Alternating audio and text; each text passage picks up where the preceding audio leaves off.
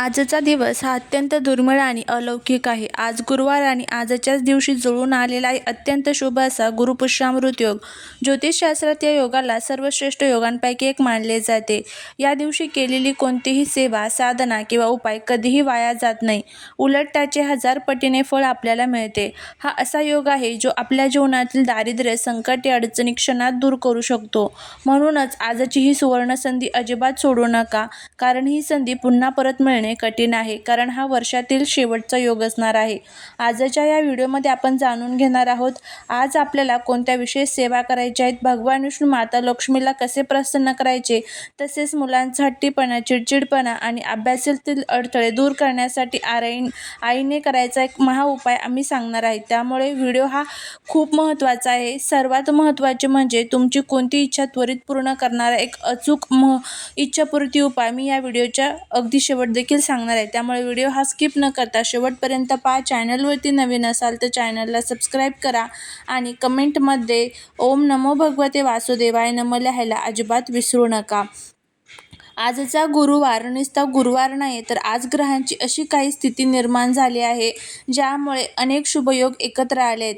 आज गुरुपुष्यामृत योगासोबतच अमृत सिद्धी योग आणि सर्वार्थ सिद्धी योग यासारखे महासंयोग तयार झाले आहेत. जेव्हा गुरु ग्रहाचा प्रभाव पुष्य नक्षत्रावर पडतो तेव्हा गुरुपुष्यामृत योग बनतो. गुरु हा ज्ञान, बुद्धी, संपत्ती आणि सौभाग्याचा कारक आहे, तर पुष्य नक्षत्र हे सर्व नक्षत्रांचा राजा मानले जाते. या दोन महाशक्ती एकत्र आल्यामुळे आजच्या दिवशी ब्रह्मांडातून सकारात्मक ऊर्जेचा प्रचंड वर्षाव होत असतो. आजच्या दिवशी आपण जे काही सत्कर्म करू, जी पूजा करू, त्याचे फळ आपल्याला 7 पिढ्यांना मिळते असे शास्त्रात सांगितले आहे. त्यामुळे आजच्या या पवित्र रात्री रिकामी हाताने न बसता आपल्या घरात सुख समृद्धी कशी येईल यासाठी प्रयत्न केले पाहिजेत. आजच्या दिवशी सकाळी लवकर उठल्यापासून घरात एक वेगळे पवित्र वातावरण असायला हवे. जर तुम्ही सकाळी काही गोष्टी करायला विसरलात तरी काळजी करू नका, कारण या योगाचा खरा प्रभाव आणि पूजेचे फळ आपल्याला प्रदोष काळात म्हणजे संध्याकाळच्या वेळी विधिवत पूजा करून मिळवता येते.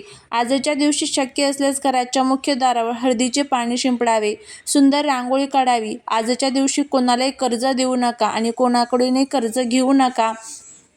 त्याचबरोबर आजच्या दिवशी काहीतरी नवीन सुरू करण्यासाठी, सोन्या चांदीची खरेदी करण्यासाठी किंवा आध्यात्मिक साधना करण्यासाठी अत्यंत श्रेष्ठ आहे. जर तुम्हाला सोने खरेदी करणे शक्य नसेल तर आजच्या दिवशी थोडेसे अख्खे धने किंवा हळकुंड खरेदी करून घरात आणणे सुद्धा सोन्यासारखेच पवित्र आणि फलदायी मानले जाते. आता आपण जाणून घेऊया की आज संध्याकाळी आपल्याला भगवान विष्णू आणि माता लक्ष्मीची पूजा कशी करायची आहे.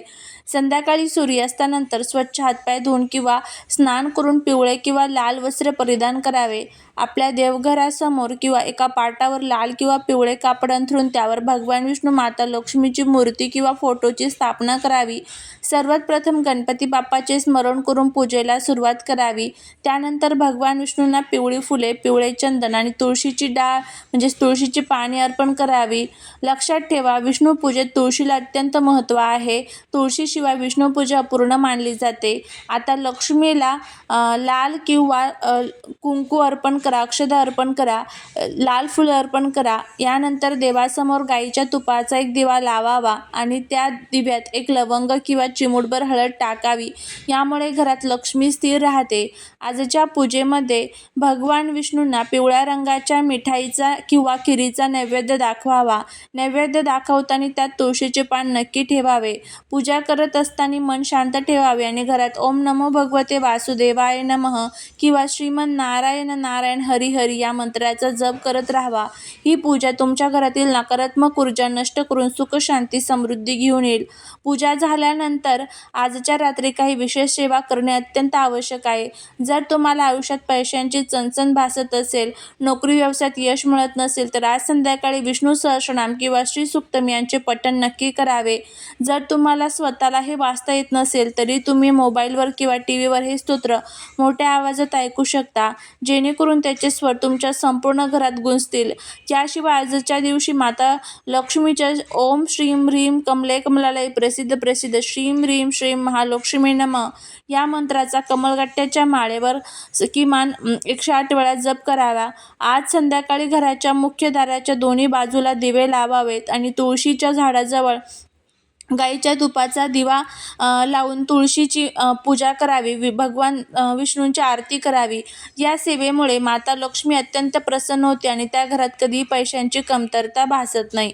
आता आपण त्या उपायाकडे वळूया, जो प्रत्येक आईसाठी अत्यंत महत्त्वाचा आहे.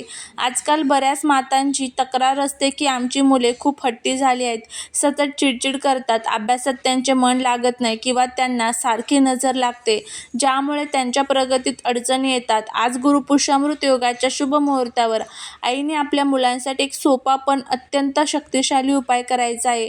यामुळे मुलांमधील चिडचिड, हट्टीपणा, नजरदोष आणि सर्व संकटे कायमची संपून जातील आणि त्यांच्या अभ्यासात व नोकरीत त्यांना प्रचंड यश मिळेल.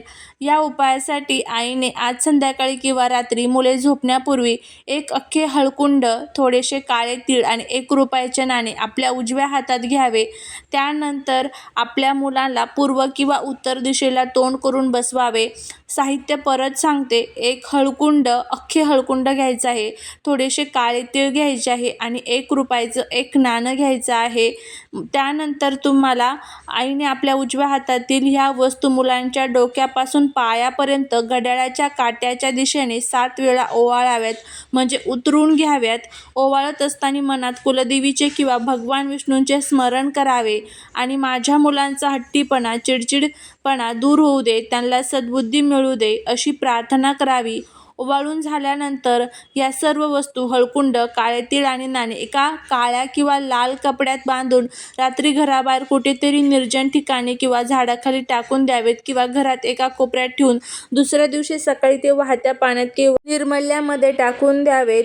अशा पद्धतीने आपल्याला हा उपाय जो आहे तर तो करायचा आहे. हा उपाय केल्याने मुलांवर असलेली सर्व नकारात्मक ऊर्जा, वाईट नजर आणि अडथळे क्षणात दूर होतात. त्यांच्या बुद्धीचा विकास होतो, अभ्यासात एकाग्रता वाढते आणि भविष्यात नोकरी व्यवसायात त्यांना उत्तम यश मिळते. हा उपाय आजच्या रात्री करायला अजिबात विसरू नका. आता बघा, जर घरामध्ये 2 मुलं असेल तर 2 मुलांसाठी सेपरेट हा उतारा तुम्हाला करायचा आहे. म्हणजे 2 सेपरेट वस्तू तुम्हाला घ्याव्या लागतील. अशा पद्धतीने हा उपाय करायचा आहे. जर घरामध्ये सुतक पिरियड्स वगैरे असेल तर तुम्हाला हा उपाय करता येणार नाही. आता बघा, काय करायचं आहे तुम्हाला, एक महाइच्छापूर्तीचा उपाय देखील करायचा आहे. जर तुमची अशी कोणती इच्छा असेल जी खूप दिवसापासून अपूर्ण आहे, मग ती नोकरी मिळवण्याची असो, स्वतःचे घर घेण्याची असो, विवाहाची असो किंवा आजारपणातून मुक्ती मिळवण्याची असो, हा उपाय तुमची इच्छा नक्की पूर्ण करेल. हा उपाय करण्यासाठी आज रात्री झोपण्यापूर्वी एक पिवळ्या चौकोनी कागद घ्यावा. त्या कागदावर लाल चंदनाने किंवा लाल पेनाने आपली ती एकच इच्छा लिहावी. सकारात्मक शब्दात लिहावी, जसे की मला नोकरी मिळाली आहे, माझे घर होण्याचे स्वप्न पूर्ण झाले आहे. इच्छा लिहिल्यानंतर त्या कागदावर एक गोमती चक्र किंवा एक हळकुंड आणि ₹1 एक नाणे ठेवावे. हा कागद हातामध्ये धरून भगवान विष्णू, माता लक्ष्मीकडे आपली इच्छा पूर्ण करण्यासाठी कळकळीची प्रार्थना करावी. त्यानंतर हा कागद घडी घालून आपल्या घरातील देव्हाऱ्यात भगवान विष्णूंच्या चरणांजवळ ठेवून द्यावा.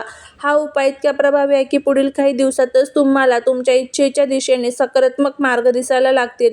तुमची इच्छा पूर्ती झाल्यावर तो कागद आणि हळकुंड वाहत्या पाण्यात विसर्जित करावे आणि ते नाणे एखाद्या गरजूला दान करावे किंवा मंदिरात दानपेटीत टाकावे.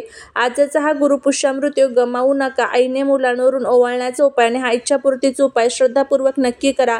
तुम्हाला आजची माहिती कशी वाटली मला कमेंट करून नक्की सांगा. व्हिडिओ आवडल्यास लाईक करा, आपल्या मित्रपरिवारासोबत शेअर करा, चॅनलवरती नवीन असाल तर सबस्क्राईब करा.